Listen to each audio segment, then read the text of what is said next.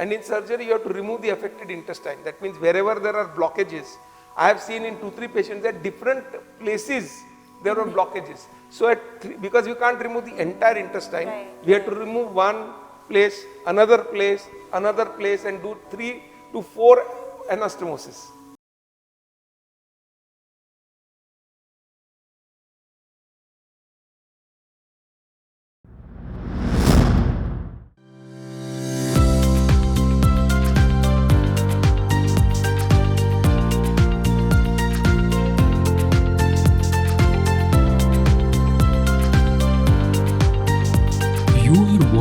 Surgery simplified, शस्त्र कला सरल शब्दों में।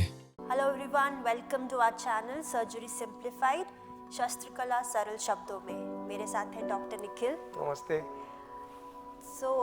आपने थोड़ा सा मुझे हिंट दे दिया था कि आज हम किस टॉपिक के बारे में बात करने वाले हैं। So that is tuberculosis of the abdomen. Yes.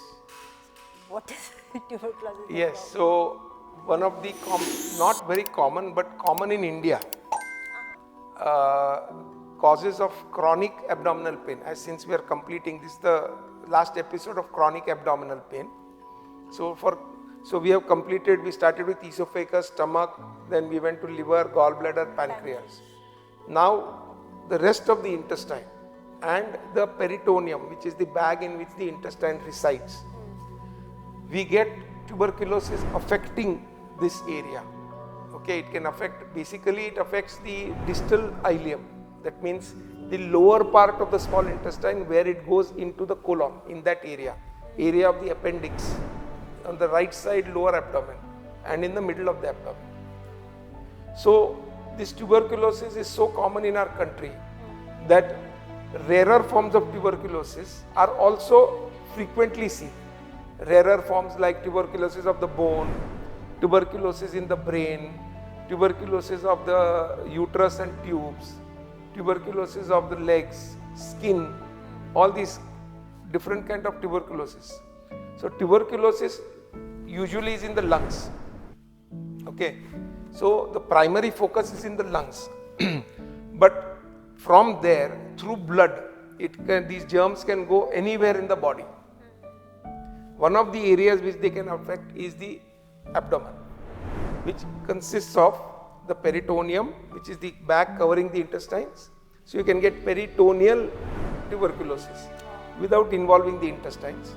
You can get tuberculosis of the intestine. You can get both. That means it affects peritoneum as well as it affects the intestine. Okay. Now in tuberculosis, you have to understand one thing, that the germ of tuberculosis is very resistant to treatment. Most times you have to give treatment for minimum 9 months to 1 year with tablets to treat the tuberculosis. So it is a very hardy organism. It's a very strong organism. It doesn't die easily. Okay. Second thing is that there is an immunological response also to tuberculosis.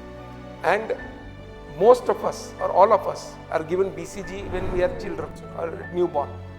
Now in crowded places like Bombay, when you're traveling by local train, bus, by metro, any of these areas, you don't know who is on the train. If somebody is there with an open case means the germs of tuberculosis are there in their sputum. So when they cough, the germs can come out and you can inhale them. But still people don't get tuberculosis so easily. Why? Because they have developed immunity because of the vaccination. But for example, in COVID, many people started getting tuberculosis because the immunity went down. So when immunity went down, they got COVID also, and then some recovered from COVID and they got tuberculosis also. So for any reason, if your immunity comes down, for example, you have uncontrolled diabetes, you are suffering from cancer, you have taken radiotherapy for cancer and chemotherapy, both affect your immunity, you can get secondary tuberculosis coming. Reactivation. It is known as reactivation because tuberculosis germs are there in everybody's body, but they are dormant because they are kept under control by our immune system. But as soon as our immune system comes down, they get reactivated and they cause primary tuberculosis in the lungs, when that spreads and goes to other parts of the body. So that is how tuberculosis reaches the intestine. This is one theory which is proven.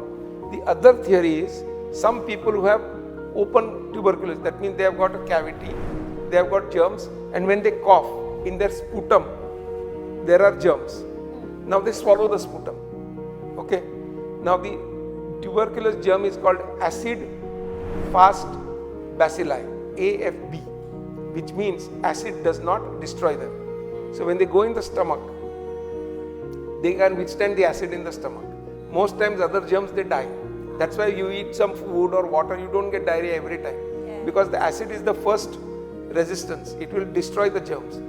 This does not destroy. Then it goes down, down, down, and by the time the food reaches the lower part of the intestine, it is able to come out of the sputum. It is mixed with the sputum, it gets digested, and the bacilli let free. Right? And there you have got lot of lymph nodes. As I told you, lymph nodes anywhere in the body, in the neck, in the axilla, in the groin, inside the abdomen. Lymphatic tissue is the source for attracting the infection to kill the infection.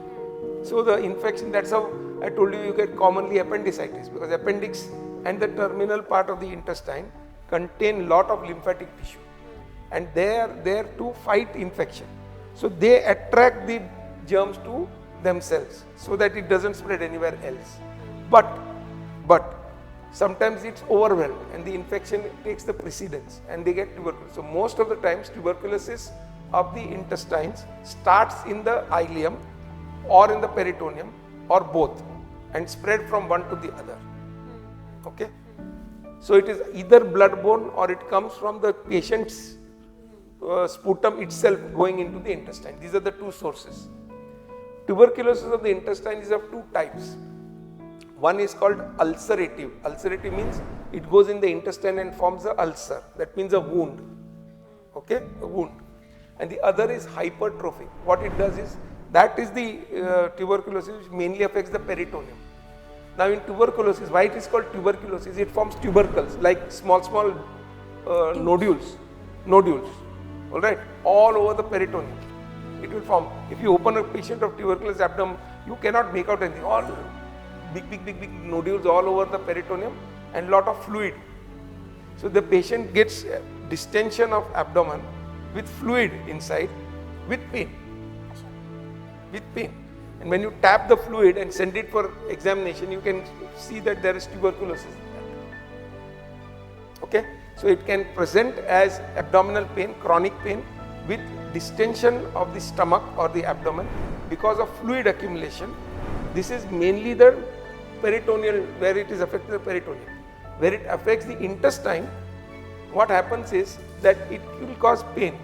But the pain comes, if you remember, I told you that when we treat the tuberculosis and it heals, then that ulcer becomes scarred and then the intestine gets narrowed and it causes blockage of the intestine.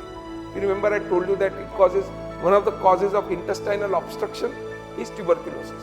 So when the tuberculosis heals, the ulcer heals, and the ulcer is circumferential. That means it is like this, along the circumference. So when it heals, it narrows. It is not along the length of the intestine, it is along the width of the intestine, like this. So when it heals, it forms a stricture. Okay. So that is one reason. The other is, even intestinal tuberculosis can cause adhesions. These intestines go and get stuck to these areas, and then there is a volvulus. So the reason for pain is either because of inflammation in the peritoneum or intestinal obstruction. So patient may come as acute abdomen or chronic abdomen. When you open, you find that there is a blockage of the intestines and all this fluid and everything. Okay. How do you investigate these people? You do an ultrasound, you do an X-ray, and if required, you do a contrast CT. In these three tests, you will find that intestines might be edematous, that means swollen. There might be fluid in the abdomen. You may even be able to see the tubercles. Okay. Now, with laparoscopy, earlier it was very difficult to prove.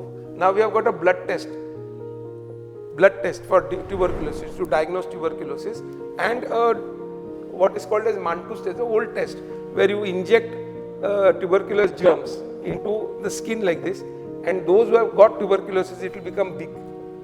It is known as Mantoux test. So it will form a swelling. If that swelling is more than 1 centimeters wide, it is positive, indicating indirectly that you have tuberculosis.